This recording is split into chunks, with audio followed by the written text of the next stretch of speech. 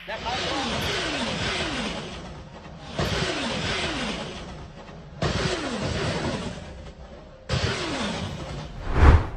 Tenggara gempar, satu wilayah yang selama ini dikenal aman, damai, dan bersahabat, kini berubah jadi ladang pertempuran bersenjata berat. Thailand dan Kamboja, dua negara tetangga yang selama ini tergabung dalam satu atap ASEAN, mendadak terlibat dalam baku tembak brutal di wilayah perbatasan. Roket menghantam rumah warga, sekolah ditutup, dan jet tempur F-16 milik Thailand pun mulai menebar bom di atas tanah Kamboja. Korban jiwa sudah lebih dari 14 orang tewas, sebagian besar warga sipil. Puluhan lainnya luka parah. Desa-desa di perbatasan berubah jadi kota mati. Lebih dari 40.000 orang mengungsi. Dunia internasional mendadak menoleh apa yang sedang terjadi di ASEAN, dan Indonesia langsung bergerak cepat, tidak hanya mengamankan WNI di wilayah konflik, tapi juga menyerukan pentingnya jalan damai. Tapi pertanyaannya, apakah suara damai tersebut cukup untuk menghentikan perang yang sudah terlanjur meledak? Simak selengkapnya, inilah kronologi ledakan konflik Thailand-Kamboja, pergerakan cepat Indonesia, dan sorotan dunia terhadap Asia Tenggara.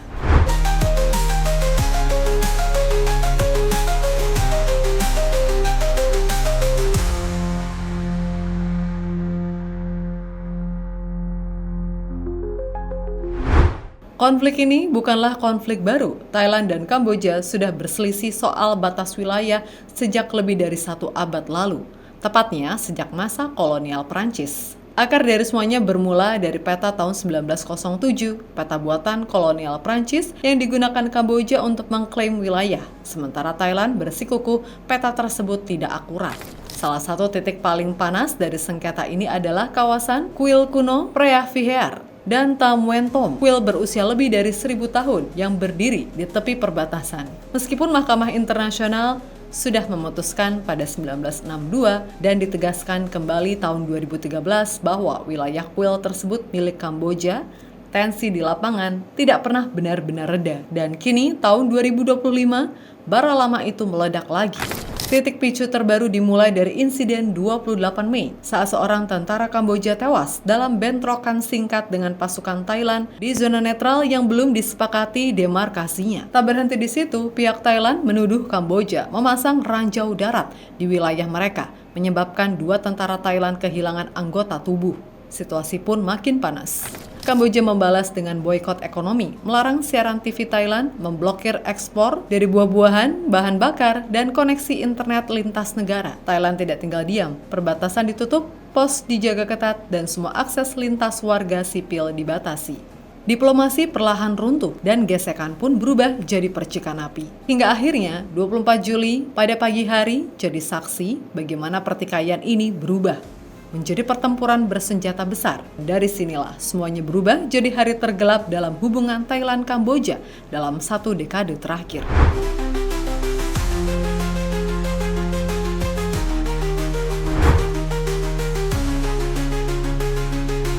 Tanggal 24 Juli 2025, pukul 6.30 pagi waktu setempat, buah langkah kecil yang terlihat sepele di atas kertas menempatkan kawat berduri di sekitar kuil Tam Wen Tom ternyata jadi awal dari tragedi besar. Menurut pihak Kamboja, tentara Thailand mulai naik ke area kuil dan melanggar kesepakatan batas wilayah. Lalu pukul 7.04, Thailand disebut menerbangkan drone untuk memantau situasi. Tak lama kemudian, Thailand mengklaim justru Kamboja yang menerbangkan drone dan menggerakkan 6 prajurit bersenjata ke arah basis militer Thailand. Pada pukul 8.20, tembakan pertama pun pecah.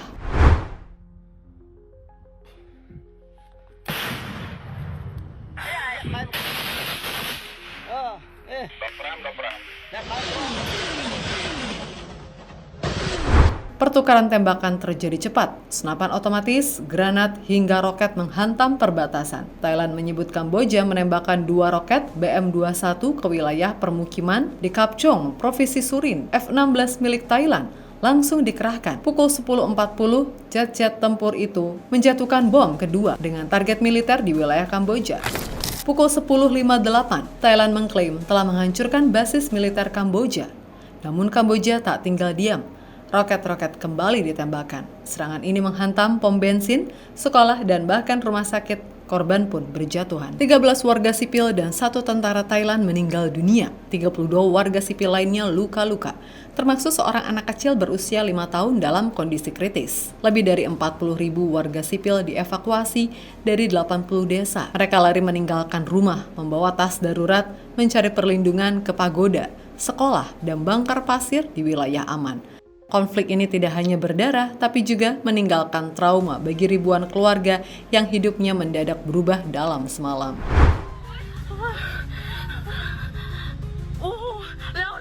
Video shows Thailand's military.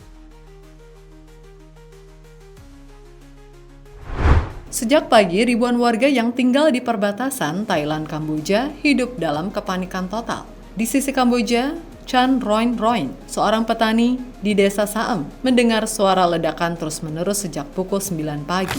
Saya khawatir bom dan peluru akan membunuh kami. Saya takut untuk anak-anak saya, keluarga saya, dan tentara kami yang berjuang, ujarnya kepada CNN. Sementara itu, dari sisi Thailand, Komsan Jaipeng, seorang montir motor di Provinsi Surin, mengaku terkejut saat mendengar suara ledakan saat membuka bengkel pagi itu. Anak-anak sekolah berlarian keluar kelas, jalanan sepi, grup chat warga di Line dipenuhi peringatan.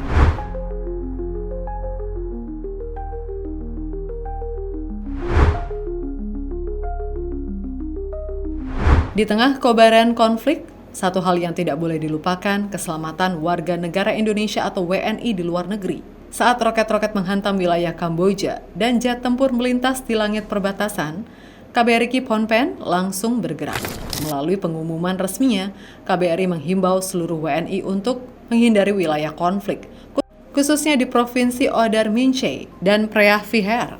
Tetap tenang dan tidak panik, serta mengikuti perkembangan hanya dari sumber resmi, bukan dari otoritas Kamboja maupun media terpercaya. Lebih dari itu, KBRI juga meminta semua WNI untuk segera melakukan lapor diri melalui portal Peduli WNI di www.peduliwni.kemenlu.go.id. Langkah ini penting agar pemerintah Indonesia bisa memantau kondisi warga, serta mempermudah komunikasi dan evakuasi bila situasi semakin memburuk. Tidak hanya itu, 2 nomor hotline khusus pun disediakan. Semua ini menunjukkan satu hal, Indonesia tak tinggal diam. Di tengah krisis yang bahkan belum tentu menyentuh wilayah kita secara langsung, negara hadir untuk melindungi warganya, dimanapun mereka berada. Sikap cepat tanggap bukan hanya soal diplomasi, tapi juga cermin dari kekuatan solidaritas bangsa. Karena saat konflik mengancam, nyawa WNI jadi prioritas utama.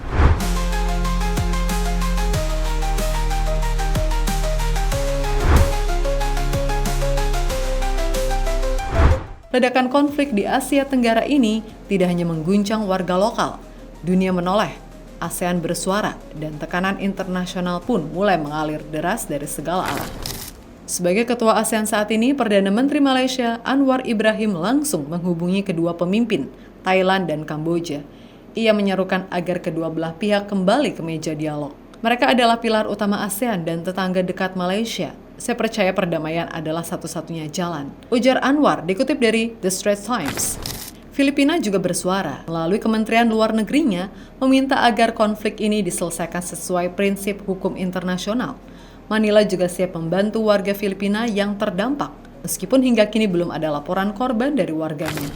Singapura, Laos, dan Vietnam senada menyerukan deeskalasi, menolak kekerasan, dan menekankan pentingnya dialog diplomatik. Sementara itu, dari belahan dunia lainnya, China menyatakan keprihatinan mendalam dan siap menjadi mediator damai. Jepang menekankan bahwa stabilitas antara Thailand dan Kamboja sangat penting bagi perdamaian kawasan. Australia dan Prancis menyoroti serangan ke pemukiman sipil sebagai titik krisis yang harus dihentikan segera. Rusia bahkan menyebut bahwa sengketa ini adalah warisan kolonialisme Barat yang belum tuntas, menyerukan semangat solidaritas ASEAN untuk menyelesaikannya. Bahkan UNICEF ikut bersuara, anak-anak harus dilindungi setiap saat dan keselamatan serta kesejahteraan mereka harus diutamakan. Sementara sekolah harus tetap menjadi tempat yang aman untuk belajar. Sorotan ini jelas, Thailand dan Kamboja kini berada di bawah pengawasan dunia. ASEAN pun sedang diuji. Mampukah organisasi ini meredam perang di dalam rumahnya sendiri? Dan pertanyaannya, akankah tekanan global cukup kuat untuk meredam bara yang sudah terlanjur membara?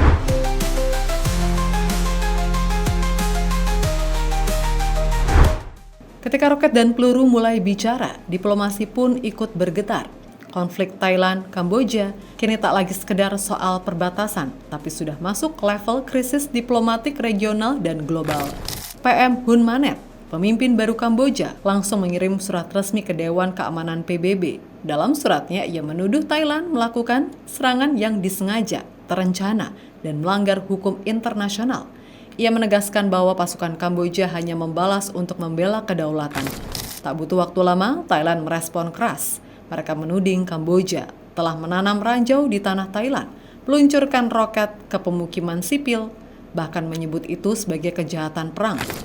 Situasi pun memanas, bukan hanya di medan tempur, tapi juga di jalur diplomatik. Thailand menarik duta besarnya dari Phnom Penh dan menyatakan akan mengusir semua diplomat Kamboja.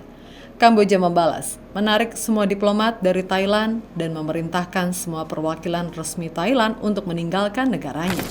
Sebagai tambahan bara, mantan PM Hun Sen, meskipun kini tak lagi menjabat, justru ikut mengatur jalannya perang dari jarak jauh lewat video call.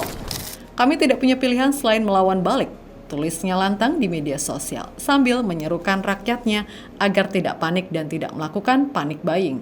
Di titik ini, jalur dialog seolah benar-benar membeku.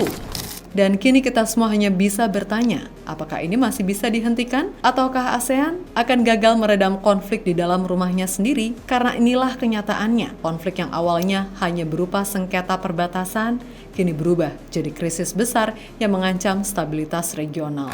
Korban terus berjatuhan, warga sipil terus mengungsi, diplomasi retak, dan dunia pun menoleh. Dari PBB, ASEAN, hingga negara-negara besar seperti Rusia, China, hingga Prancis, semua berseru satu hal, hentikan perang ini sebelum terlambat. Indonesia sendiri sudah bertindak cepat, melindungi WNI, memberikan hotline, memantau situasi, dan ikut menyerukan jalan damai. Namun pertanyaannya, apakah suara damai cukup keras untuk melawan suara mortir dan bom udara? Konflik Thailand-Kamboja bukan hanya soal dua negara bersengketa. Ini adalah ujian besar bagi wajah ASEAN di mata dunia. Dan di tengah semua kekacauan ini, kita hanya bisa berharap bahwa suara diplomasi akan lebih nyaring dari suara peluru.